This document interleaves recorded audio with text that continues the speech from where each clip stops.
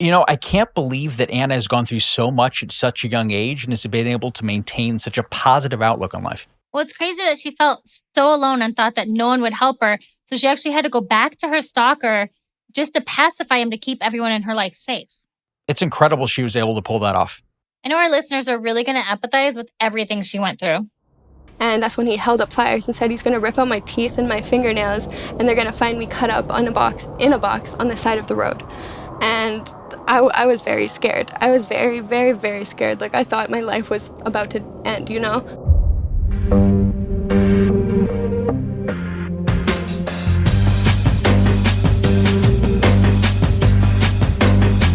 I'm Jaimie Beebe. I'm Jake Deptula. On today's episode of Strictly Stalking, we're chatting with Anna, who was violently stalked by a man who couldn't accept that she wouldn't be his girlfriend. After breaking up with her long-term boyfriend, Anna began hanging out with a friend of a friend who quickly expressed his love for her. She told him she could be his friend, but didn't want a relationship with him. But he persisted and began telling their mutual friends that Anna was his girlfriend. When she resisted, he stole personal videos from her phone to blackmail her and threatened her life and the lives of her family and friends. Things came to a boiling point when he locked Anna in his car and held up pliers to her face and said, "I'm going to rip out your teeth and fingernails, and you will be found cut up in a box on the side of the road." He held her captive in his apartment for 2 days, only allowing her to go to work and back. He attacked her with weapons, choked her, and cut her hair and dragged her in the bathtub with a knife, claiming he could kill her there and still clean it up. Anna, thank you for joining us today. Thank you guys so much. I really appreciate this. Tell us a little bit about yourself. I live in Canada, where it's very cold. I do a little bit of sewing. I'm going to be going to school actually for fashion design actually, next fall, which is nice. Honestly, I don't do too much. My life is pretty boring, pretty bland. I go home, I watch Netflix, What was going on in your life before you met your stalker? Not too much. It was actually a pretty wonderful, good time. I was hanging out with friends, being social. I had a long-term boyfriend at the time. I was working a lot. I was best friends with my grandma. I would sit with her every night until she went to sleep. We'd have dinner together. We'd watch TV. She was teaching me how to knit. And this went on for like 4 years. Like, it was just a daily thing that I would sit with her. But other than that, just basically working a lot, being social, hanging out with my family.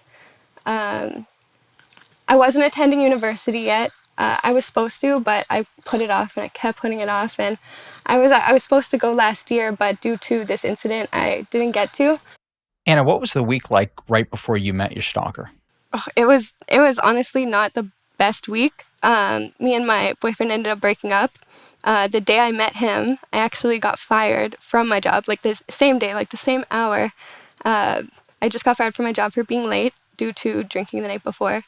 And it was other than that, I can't complain. My life was pretty good. How did you meet your stalker? It's kind of weird. We both were in the same liquor store together because once I got fired from my job, I went to a liquor store that was far from my house. And I just decided, since I have nothing to do that day, I'll just walk home. I'll just walk home. I'll have like a couple of drinks for the walk home. It's like a 30-minute walk. And I guess we were in the same aisle together. And he looked familiar. Like, I think, like, because I knew he had mutual friends with me, but I've never met him. But he looked familiar. And I guess we left at the same time as well. We left at the same time. And we were, like, headed towards the same way. And I passed by my mutual friend's house, who we both have a mutual friend with. And he walked into the backyard. And I was staring at him like, does my friend have a brother? Because they look a lot alike. Because this guy that I just saw was like small. He was red-haired, red beard. Like, he looked exactly like my friend. And then the next day, I went to a different liquor store that was closer to my house. And him and my mutual friend were there. And I started talking to my mutual friend. We make plans to hang out. And then later that day, I guess my mutual friend told this person what my name was. So he found me on Facebook and he messaged me and he made a joke. He's like, "Oh, haha, are you the girl I met at the liquor store or who I followed at the liquor store?" And he made a joke about it. And I was just like, "Oh, haha, yeah, that was me, And then we started talking. What was your first impression of him? He's funny. He's very funny, very intelligent. He's very cool. He had his pilot's license, apparently, and he showed me all these pictures of him flying planes. So I basically just thought he was very, very cool, a very cool person that I've never met someone like that, before. I've never met someone who has a pilot's license. I thought just thought he was a good, funny person. Did you ask your mutual friend anything about him? When we made plans to all hang out, when my stalker wasn't in the room, my mutual friend told me, he said, "Oh, this guy has a really big crush on you." And I said, "Can you please tell him I'm not interested? I just got a relationship like 4 days ago. Just please tell him I'm not interested. I'll be his friend, but that's it." He's like, "Okay." And so did you guys become friends from there? Were you hanging out a lot? Yeah, we hung out every single day. Maybe not every single day, but probably 5 days out of the week. We would skateboard together because we found out that we both love skateboarding. So we would go to the skate park every night. I'd go to work and then I'd come home, shower, go skateboarding. And we'd be out like all night. We'd be out till like 4 or 5 a.m. I lived near the skate park, so I'd just skateboard home and then he'd skateboard home. And then we'd do it again the next day. When did he make his feelings known to you? The first day, because I guess my friend didn't tell him. So he tried to kiss me later on that night. And I told him, "I'm sorry, I'm not interested. I'll be your friend. Like, I think you're cool. I think you're funny, but I'm sorry, I'm not interested." And he said, "Okay, I'm sorry." Like, he apologized for it. He said it was okay. And I thought it was okay, but pretty much every single time we would hang out, he would try it again. And I would constantly be telling him, "I'm sorry, I don't like you. We're just friends. I'm not interested in a relationship. I'm not interested in a relationship." And it just happened every time, and he was not understanding it. Being a girl, I think a lot of us have been in that situation, and sometimes it's uncomfortable and you just kind of keep telling them no. Were you just uncomfortable, or were you starting to see red flags or feeling worried about anything? No, I saw no red flags because he presented himself in such a nice, well-mannered way. I just thought he really liked me, and he was hoping that eventually, if he kept trying, then finally I'd want a relationship, but not understanding that I'm literally telling him I'm not interested in you. But he thought that I would be in the future. So at first, was he reacting? Was he like disappointed? Was he angry? What were his reactions? It was kind of more like awkwardness. Like, he'd be like, "Okay, I'm sorry," and then he would look down at his phone for 5 minutes, not talking. He just seemed very awkward with it, and then we just go back to hanging out as it was. When did it start getting weird? When were things changing where you got those big red flags? Probably about a month into our friendship, because we were only friends from May until the end of August. Probably around June or July, he recorded me skateboarding, and later on when I was going through my Snapchat, I was still with him. I saw that he sent himself, from way back in my Snapchat memories, the very bottom, a nude video of myself, and it was from when I was underage. It was from 2017 when Snapchat memories just came out. It was at the very bottom, and I saw that he sent it to him, and I didn't get angry because I'm a little shy and nervous, and I was just like, "Yo, did you send yourself my nude video?" And he was just like, "Oh yeah, it's just I'm sorry, I'll delete it, I swear I'll delete it, I'm sorry." And I was like, "Why would you send yourself that?" And he just kept saying, I'm sorry," and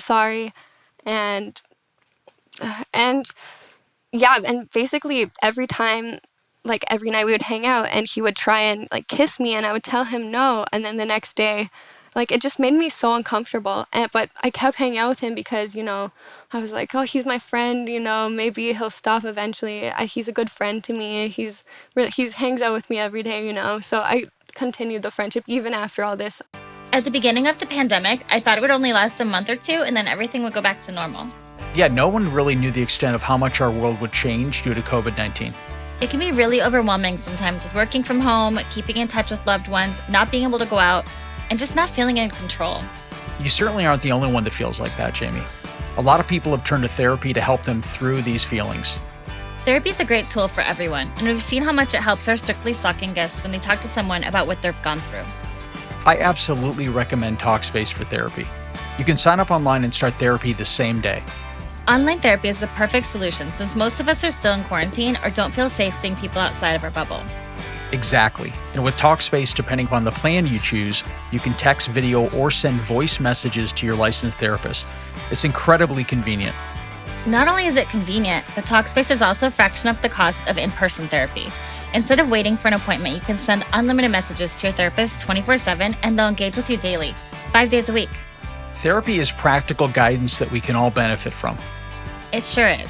And as a listener of this podcast, you'll get $100 off your first month with Talkspace. To match with a licensed therapist today, go to Talkspace.com or download the app. Make sure to use code STALKING to get $100 off your first month and show your support for the show. That's Talkspace.com with code STALKING for $100 off your first month. And now we'd like to thank our latest Patreon members: Mallory O, Amy W, Mary Beth K, Coheed Fan, Jamie R, Angela J, Marissa C, Marcus L, Kiki A, Kelly O, Monique A, Brandy T, and Maddie M. Thank you so much for all your support on Patreon. What did you think when he stole your nudes? Did you think that he was going to send them to somebody, would use them against you?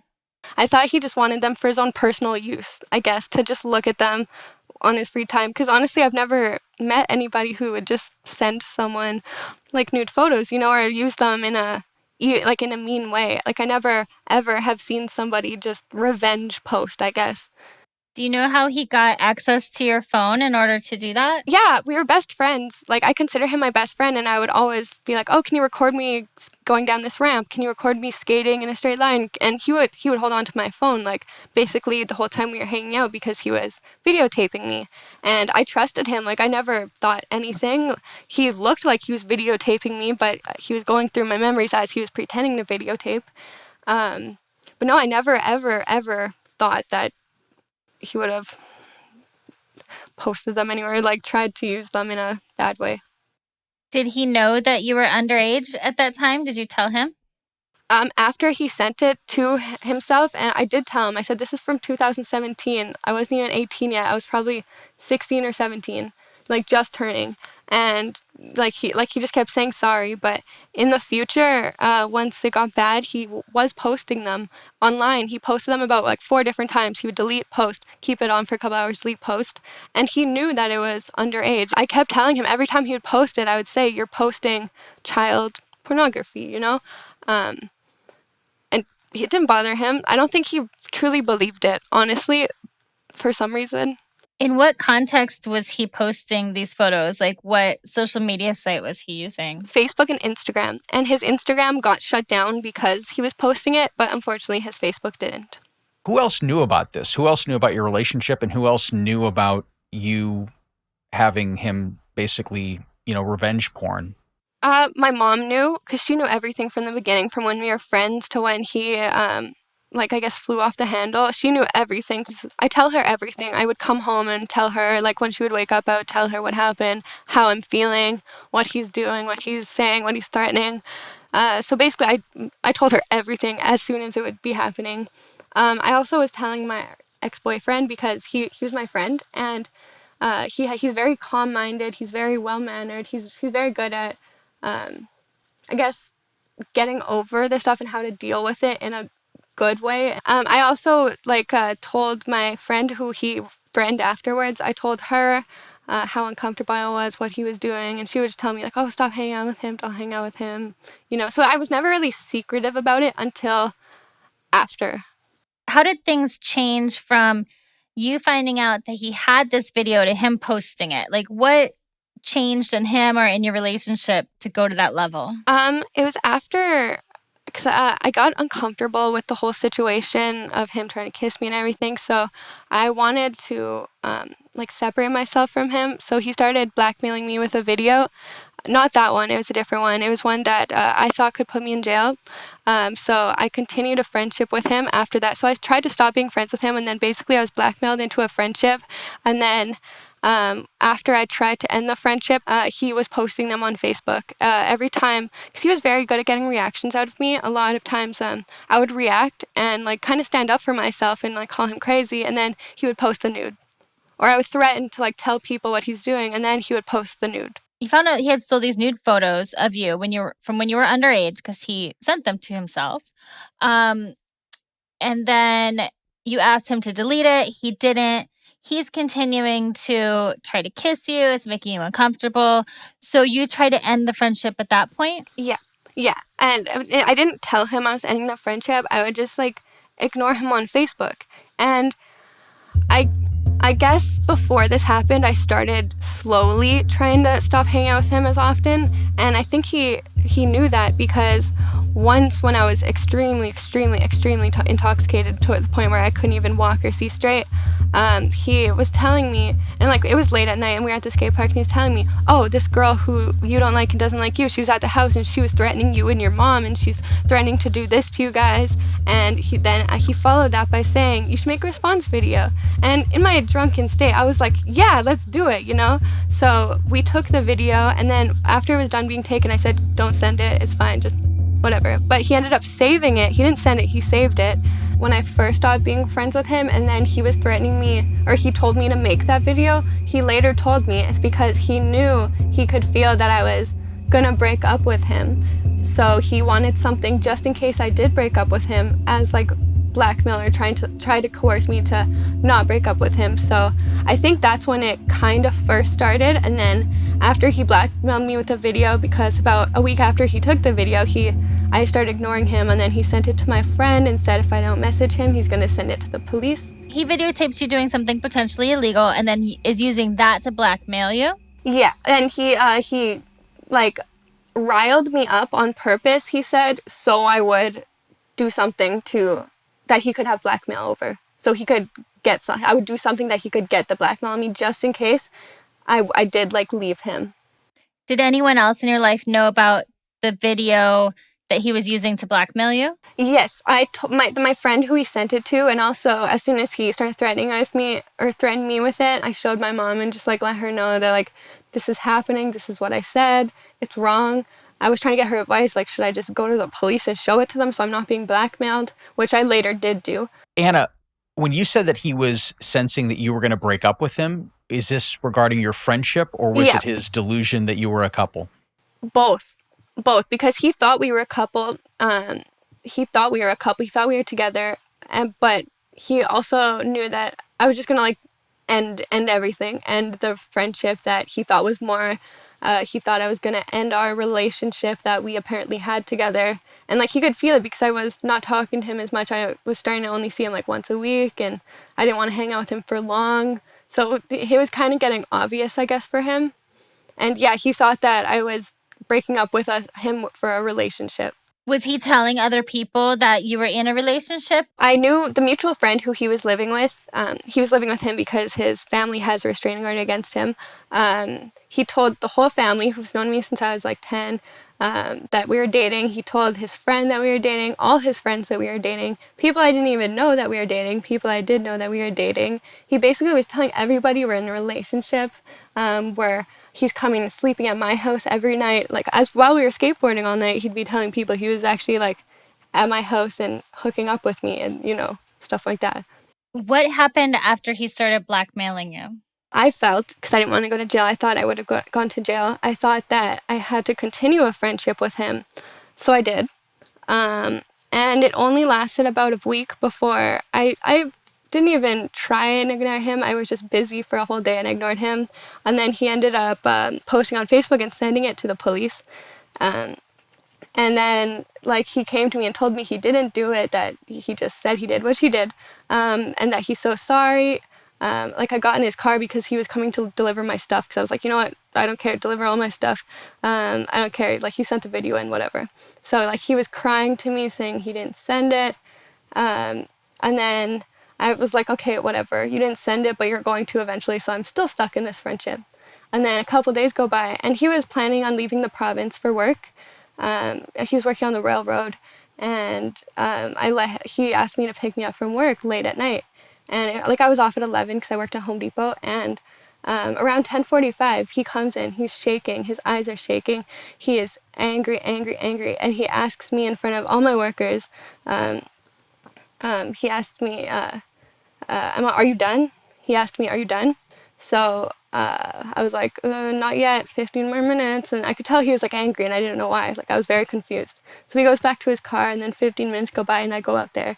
And when I get in his car, he like zooms off and he's yelling at me saying that I just sent like 10 people to go stab him in his car, that he just got attacked with a knife, and he was super angry. And I was just like, what are you talking about? No, I didn't. That did not happen. We're in public. You can check the cameras. You can get the police there. Like, let's call the police then.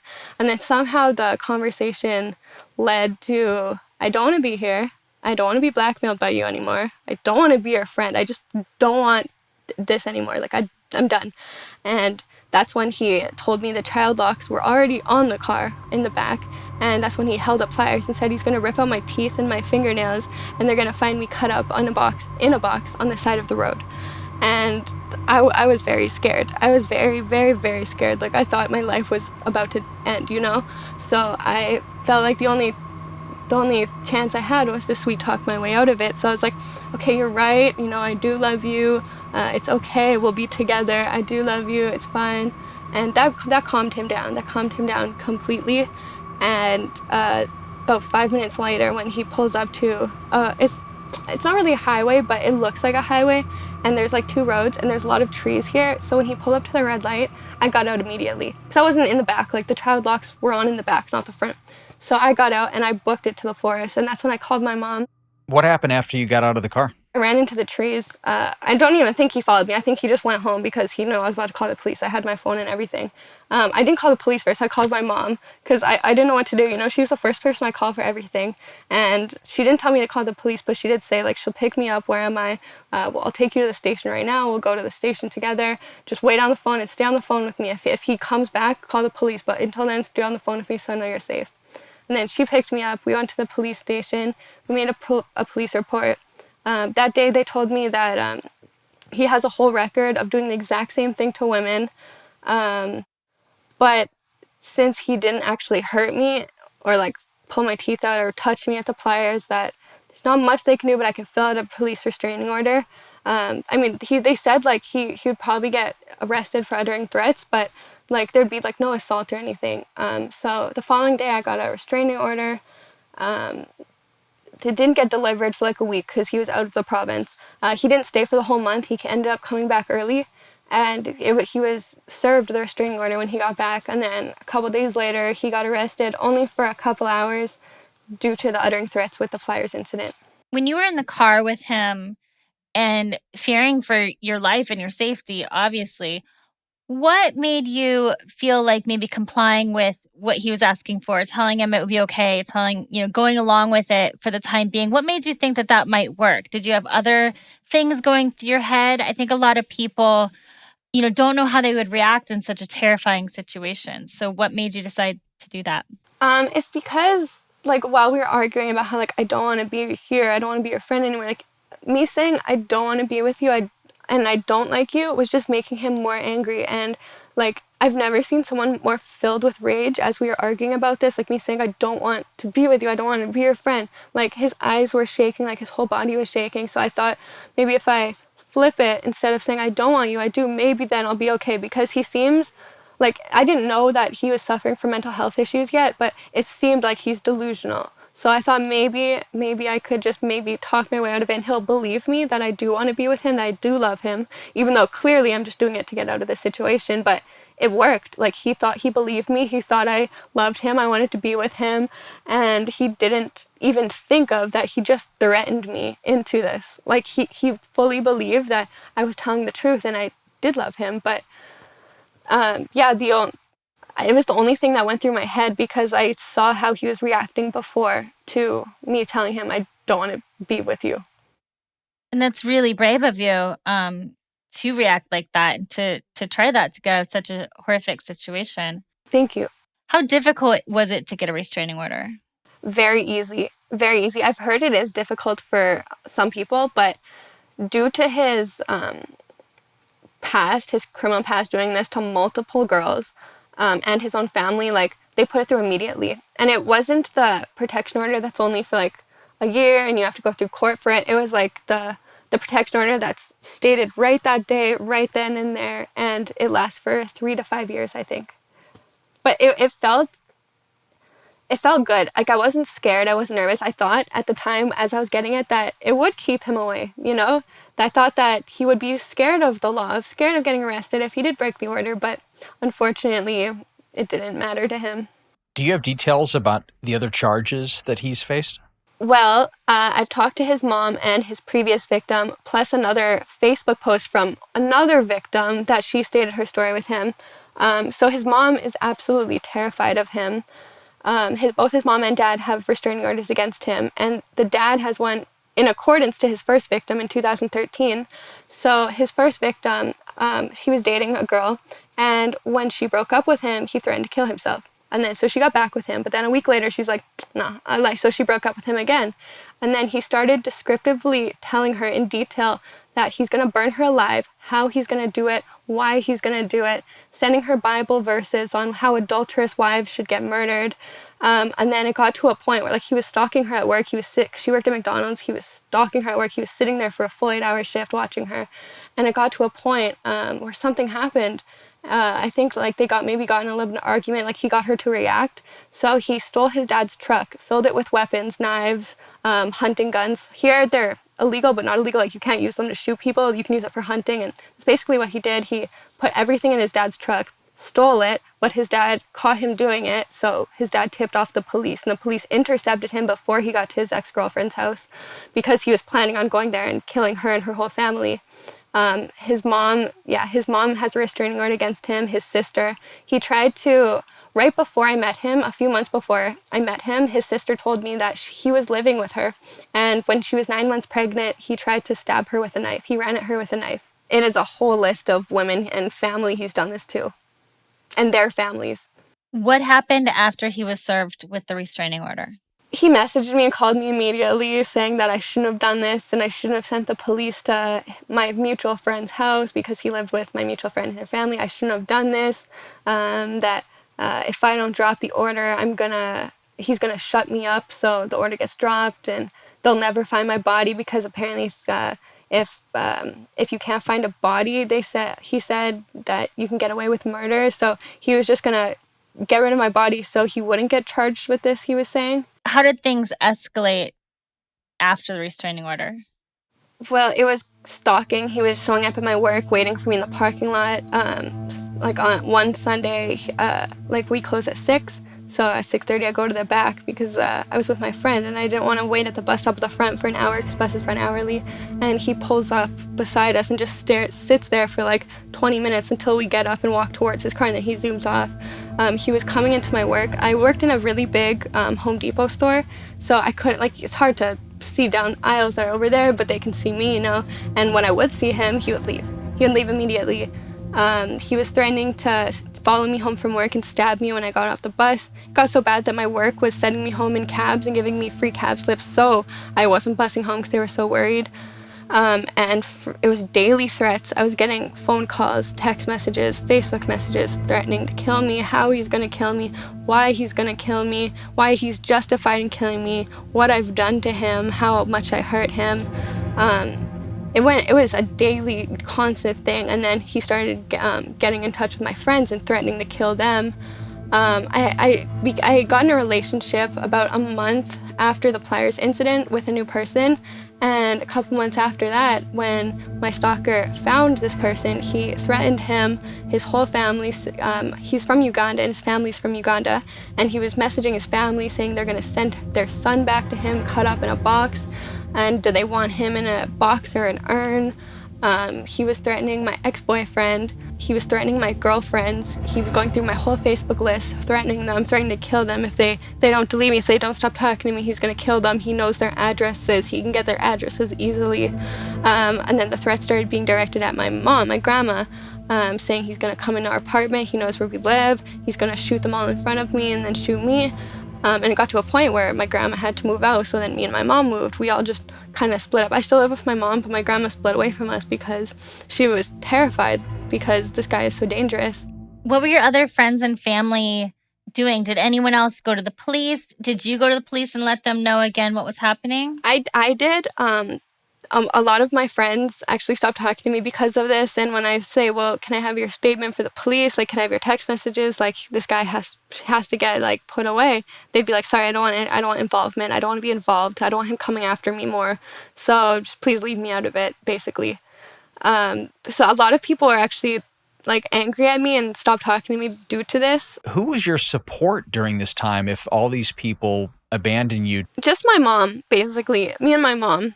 After this was happening, I didn't really leave my house. I kind of cut myself off from the world.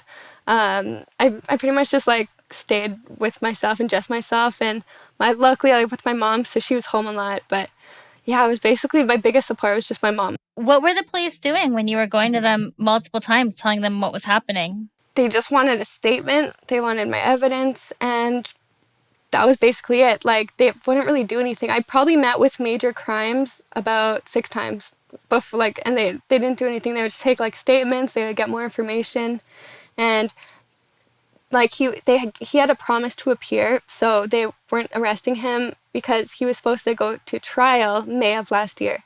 So he was supposed to have trial for the whole thing, which might have put him away at the time had he not reacted differently to everything, and they got himself arrested for more. Did the police give you any advice on how to protect yourself? They told me to move. They told me to get a restraining order. That was basically call me if he comes around. And you actually had to move because of him? Yeah. So all this started happening in September, and we were out by November. And he found out where I lived. It took a couple months because I moved in November, and he found out where I lived January. So he eventually found out, and I have no idea how he found out because I don't invite anybody over. I don't tell anybody where I live. But his previous victim, like the first one I told you about, where he stole his dad's truck, somehow he found out where she lived too. So we're thinking that he's connected in somewhere that has people's addresses stored, like Manitoba Public Insurance or something like that. We're not too sure, but he's getting her like people's addresses very easily.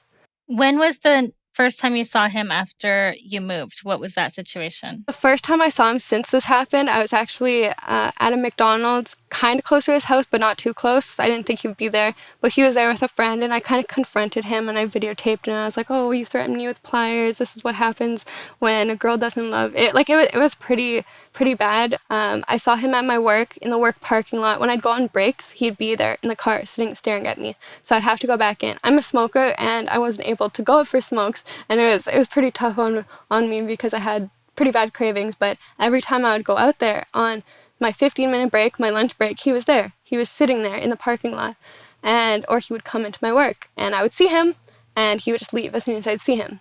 I was working with the loss prevention officer. He has a bunch of videos of my stalker being there, and I'm pretty sure he sent them to the police. I hope he sent them to the police, but there was like 10 videos of like camera footage of my stalker stalking me at work.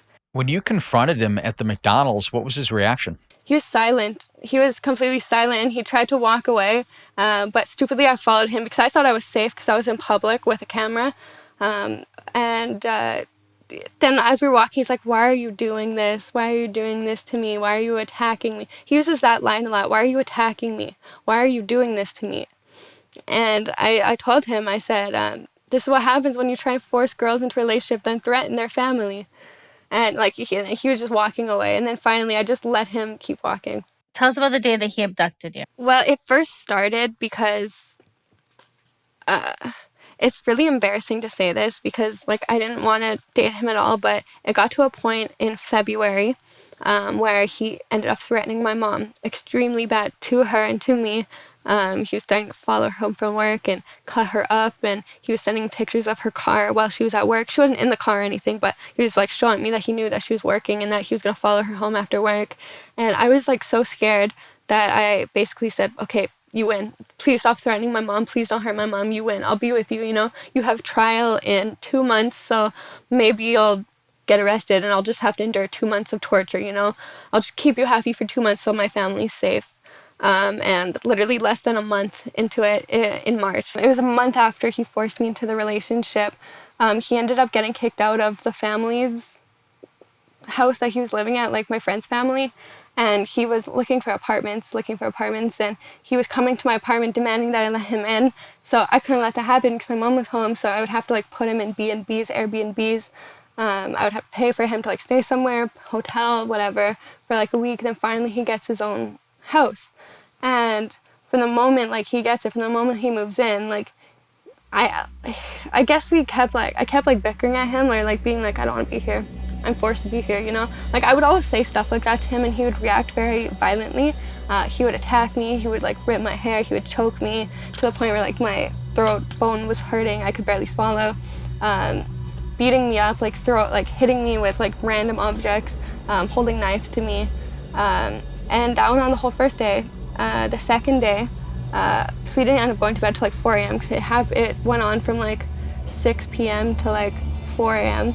I didn't get much sleep. I woke up at like 8 to go to work, and he was like not letting me go to work. He was just like attacking me and beating me up and like choking me. And finally he did let me go to work. I was very late that day, but it was only a 4-hour shift, and I had to come back immediately. And actually that day he even came to work for like, and waited there for like an hour to make sure I would come back with him.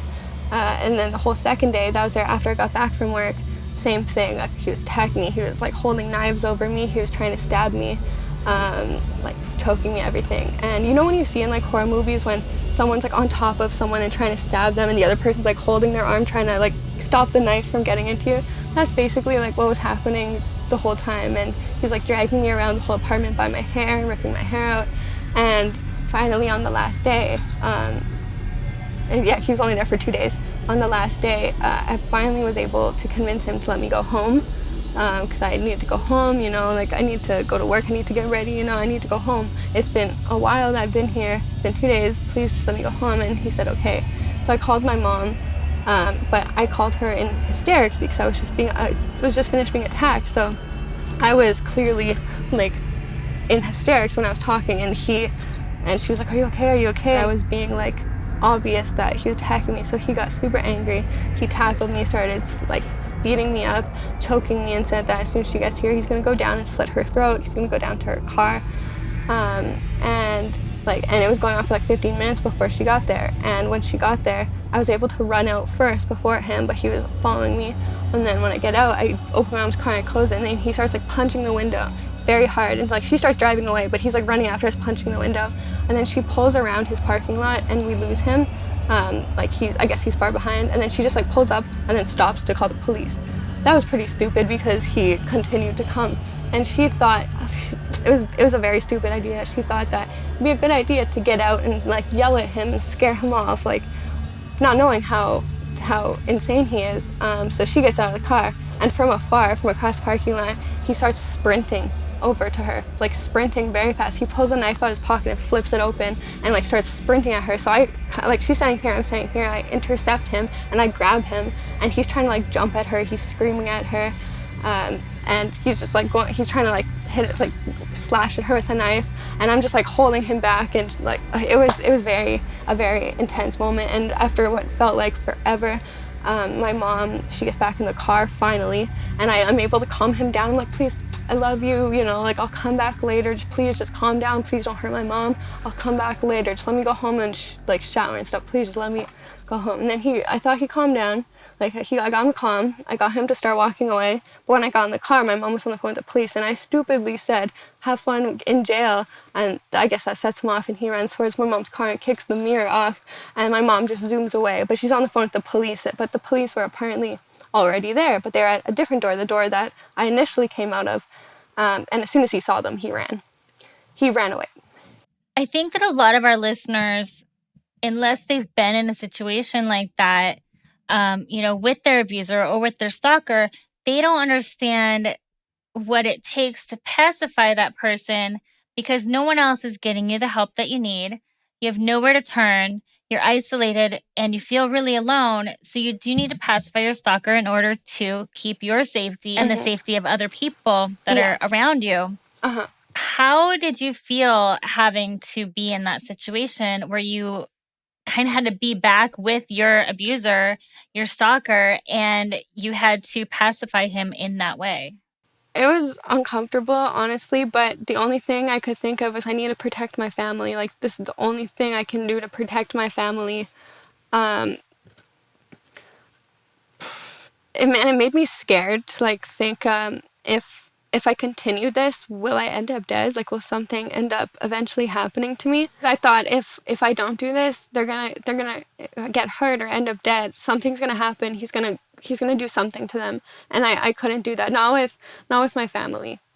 Even my friends, like, it's scary to think about, but like, my family comes first, and I could never put them through that. Even if I'm putting myself through it, and I'm the one getting, bombarded with everything, as long as they're not, and they're not being hurt, touched, threatened, nothing, then it's fine. After your mom called the police, they came, he had already run. What happened after that? Well, they checked everywhere. They checked all his known old addresses, his family's house. They checked, like, restaurants and places he could be, like McDonald's and stuff, places close to his house, under bridges, anywhere that he could hide. And, like, they were hunting for like 24 hours. Every lead I would give them, like, oh, he could be here. They were there immediately.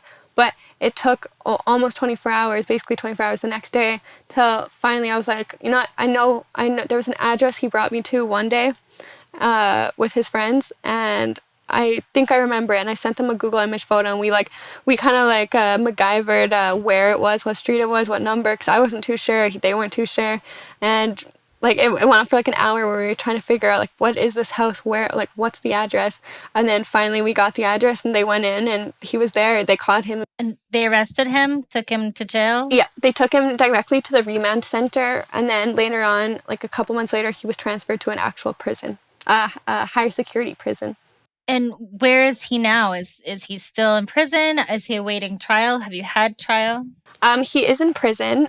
Trial is scheduled for May of this year, but I've talked to the prosecutor, who's working with his lawyer, because they're both trying to get him to plead guilty, because even his own lawyer is saying, please plead guilty. Like, there's nothing more I could do for you. Like, there's no way we're going to win this. Please plead guilty. Please plead guilty. And you've communicated with his family. You mentioned that earlier. How have you worked with his family to help build the case against him? Well, they wanted my statement so they could bring it into the courts they've been working with for years, the people they've been working with for years, the mental health hospitals, the jails, because they've been trying to put him in a mental health hospital. They've tried for years, showing them different evidence, like different statements, and they wanted mine. They wanted my full statement so they could finally, like, put the nail in the coffin and get him committed somewhere, because they thought that finally they have to take this seriously. The courts have to take this seriously. The hospital has to take this seriously, finally. So they got my statement, and they're still trying to work with it. They're still trying to, instead of him being in jail, they're trying to get him committed to a mental health hospital due to my statement, due to everyone else's statement. He has statements from all the girls. They have statements from themselves. Yeah, basically, even me, like, I don't think that he belongs in jail, because I think when he gets out, he's going to be angry, I think he needs to be put into a mental health hospital, something where they could actually help him, and so he never does this again. So basically, that's what me and his family are trying to do, trying to work with, or trying to work out how to do this, how to go about it, because yeah, we all don't think that jail is the right place for him, because it's not going to teach him anything. He's not going to get help for what he's going through, what's wrong with him, Do you think that he will get that help? It's a hit or miss, because he doesn't think there's anything wrong with him. He thinks, like, he's the victim in all of this, and he's completely normal. He's completely all there in the head, and that everything that we're saying about him, we're, like, lying. He's the victim, basically. And if he goes to trial and doesn't go to get the help, but rather goes to prison, what kind of sentence is he looking at? Well, it was kidnapping, extortion, assault with weapons, numerous uttering threats, property damage. From what I've Googled, from, like, how long sentences are, which you never know because the Canada legal system's a little, it's saying 14 plus years. So it's hard to tell what could happen at trial or how long he'd be in for. What's your ideal scenario for him? Definitely, I want him to get help. I want him to get the help he desperately needs, and the help he should have got a long time ago. I don't want to see him like hurt. I don't want to see him like live for the rest of his life in jail. I just want him to get the help he needs. And so this doesn't happen to any girl, because for his sake, he'll be in jail for his whole life if he does something. For a girl's sake, he could kill somebody if he doesn't get help, you know? So I want him to learn, or I want him to know that like he needs to get help, because it could turn out extremely, extremely, extremely bad. And everybody's lucky that it didn't turn out worse before, you know? Like, I just want to see him get help, get mental help, and fix his life, fix himself, like, and have a good life after this. Is that like what your mom and your friends want as well, or would they rather see a different form of justice? They want him in jail for a long time. They want him in jail for life, honestly. I think most mothers would. Yeah. But I know that jail is not going to help him in the way he needs. It could honestly make it worse as well. Like, I'm scared that if he gets out of jail without getting help, he's going to come back for a vengeance, and he's going to come after me. He's going to come after his family, like other girls. And it is true. Stalkers don't normally stop stalking without getting some kind of help. When you enter a new friendship or a new relationship, do you tell them about him? I did before, just to like warn them, like, hey, if this person finds you, like, they're probably going to threaten you. They're probably going to threaten your whole family. Like, I'm just warning you, like, they could come after you. They're a dangerous person. So I'm sorry if they come after you. Like, I'm very, extremely sorry. I'll try and keep everything away from him. Anna, what changes have you had to make in your life based on this? I've moved. I moved. I had to quit both my jobs. I shaved my head.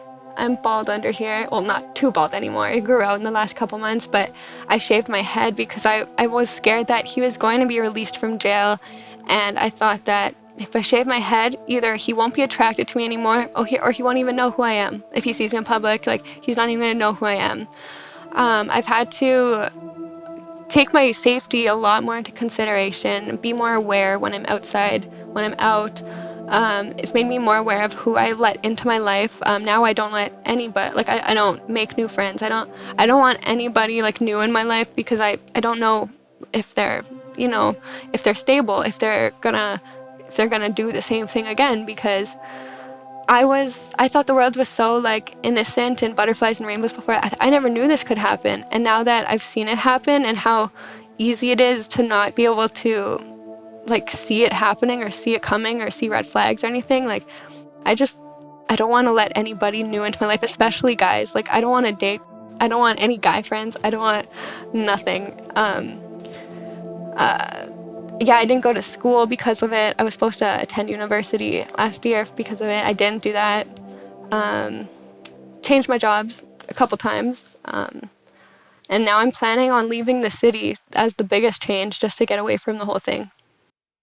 Will you need to be there for the trial? I think so. But I want to go, you know? I want to, I don't know, just be able to like tell my story fully in front of him, so maybe he understands to like what actually has happened and what he's done. Do you think he has any idea the damage that he's caused? No, like while it was going on, like at the very beginning, like he was apologizing to me because of it, saying like he knew that he was messed up and he's done this before, but his actions and what he was like saying and like the way he was thinking, he thinks that he's the victim, and he thinks that like I'm getting him arrested for no reason, and that I loved him, and when he gets out we're going to be together, that this was just like a bump in our relationship. He thinks that everything he's done to me, I've actually done to him. Anna, what advice do you have for somebody who's being stalked? I want them to just be careful who you let into your life and who you let become your friend, because before I was like, everybody become my friend, you know. I was talking to everybody, giving them my personal information, giving them my phone number, you know, letting them hang out with me, like letting them know where I live, you know. And I never thought it could happen to me. I want people to know, or to try and like force your guys' self to do your research on people, Google them, put their name in a court registry, see if they have restraining orders, type their name in anywhere just to see if they've hurt other people, because you never know when somebody could hurt you or want to hurt you for no reason, for absolutely no reason. You never know who could present a very pure exterior but be damaged and awful and jealous and evil on the inside, you know? Just please look into who you're friends with, girl or guy. Make sure you know exactly who's your friend. Even sometimes you don't know, but it's always good to check and to make sure that these people are safe for you to let into your life, because people's lives are too important to just let these stalkers into their life that could potentially harm them or kill their family, you know? I think for anybody out there, dating, friendship, I think to look up anyone that they're hanging out with on a regular basis and see what's in their background is fabulous advice. Exactly. 'Cause I wish I would have done all this stuff before I met him. And if I ever make a new friend, you know, like, I'm going to be doing all of this just to make sure. Because you never know. You never know. Anna, what's next for you? Greatness is next for me. I finally finished my high school, which was something I've been putting off for years and years, and I wanted to do it last year, but I just wasn't in the right frame of mind. Like my high school, I never finished it, but I finally finished it. So I'm going to university next year. I have a great job. I'm going to be moving as soon as possible. You know, I'm not going to let this affect my future life more, like a lot. Like, obviously I'm not going to let people into my life, but I'm not going to let it like hold me down to where I should be, or to be like sad and sitting in my room, you know, thinking about it, or being scared, sitting in my room, being scared to leave my house. You know, I'm not going to let that affect me. I just want to get my life going finally. That it's something I wanted to do since before this happened, and the stalker situation like kind of derailed my plans, but finally I'm getting them back on, which is really great. I love the positive message, and you're extremely strong and brave person, and we absolutely are very appreciative that you came forward. Thank you guys. You guys have an amazing platform to get the word out, to warn people. We appreciate that. If anyone out there is in need of help or is a victim of stalking, please reach out. You can find a list of resources on our Instagram at Strictly Stalking Pod. If you'd like to share your story with us on Strictly Stalking, you can reach us at strictlystalkingpod@gmail.com. That's strictlystalkingpod@gmail.com. You can watch our episodes at youtube.com/strictlystalking. And we're on Patreon. We can sign up for exclusive bonus episodes. Check out show merchandise. Just go to patreon.com/strictlystalking. I'm Jake Deptula. And I'm Jaimie Beebe. Thank you for joining us on today's episode of Strictly Stalking.